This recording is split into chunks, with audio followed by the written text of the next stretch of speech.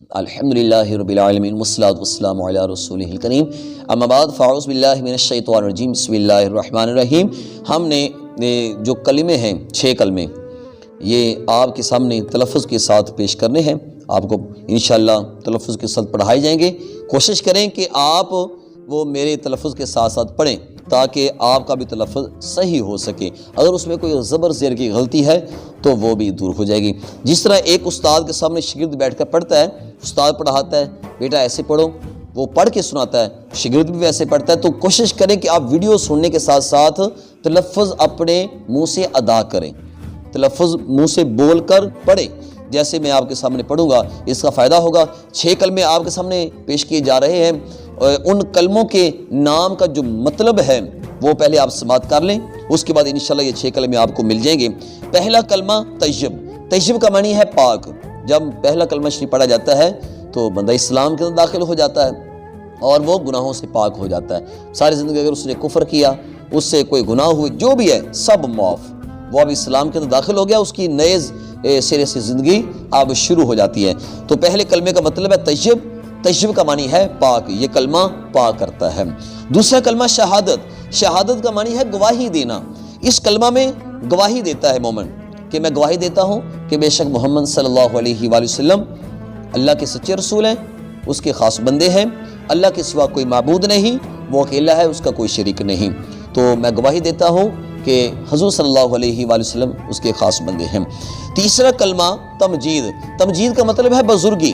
اس کلمہ شریف میں بزرگی جلالت کو بیان کیا گیا ہے، اللہ کی پاکیزگی کو بیان کیا گیا ہے، اللہ کی تعریف کریں یہ بیان کیا گیا ہے، اور اس طرح اللہ اکبر، اللہ بہت بڑا ہے، اس کی بڑائی کو بیان کیا گیا ہے۔ اللہ ہی ہمیں گناہوں سے بچا سکتا ہے، اس بات کو ذکر کیا گیا ہے۔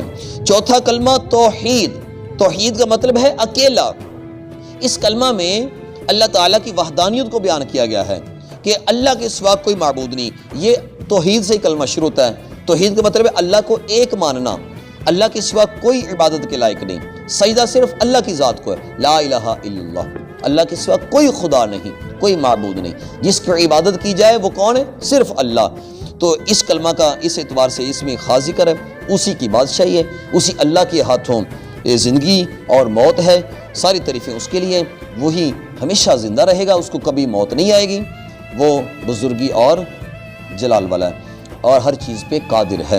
یہ اس کلمہ کے اندر بیان کیا گیا، اس اعتبار سے اس کا نام ہے چوتھا کلمہ توحید، مطلب اکیلا۔ پانچواں کلمہ استغفار، اس کا مطلب ہے، استغفار کا مطلب ہے معافی چاہنا۔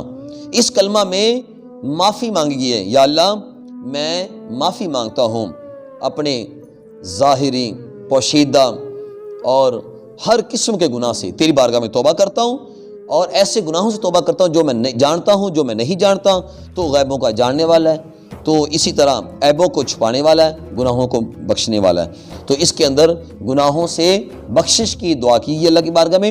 تو اس اعتبار سے کا مطلب ہے پانچواں کلمہ استغفار، یعنی گناہوں سے معافی مانگنے کا کلمہ۔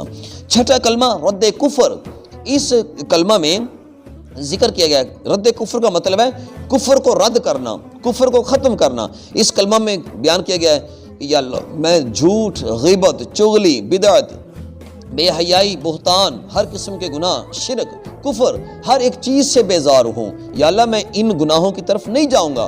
جب میں نے تجھے خدا مان لیا تو میں تیری بات مانوں گا، اللہ رسول کے فرمودات پہ ہی عمل کروں گا۔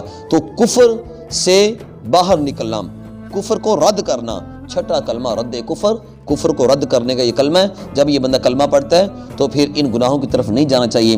تو ناظرین، یہ آپ نے کلموں کے جو نام تھے ان کے مطالب سماعت کر لیے۔ انشاءاللہ اس کے بعد آپ تلفظ کے ساتھ یہ سارے کلمے آپ کے سامنے آئیں گے تو آپ توجہ کے ساتھ سنیں گے، اور ہاؤ ٹو اسلام چینل کو سبسکرائب کریں گے۔ انشاءاللہ اسی طرح آپ کے سامنے ہمارے دین اسلام کے متعلقہ بہت ساری معلومات اور جو مسائل ہیں آپ تک پہنچتے رہیں گے، اس طرح آپ استفادہ کرتے رہیں گے۔ اللہ تعالیٰ ہمیں دین کی سمجھ عطا فرمائے، اللہ رسول سے محبت نصیب فرمائے، آمین بجاہ النبیین۔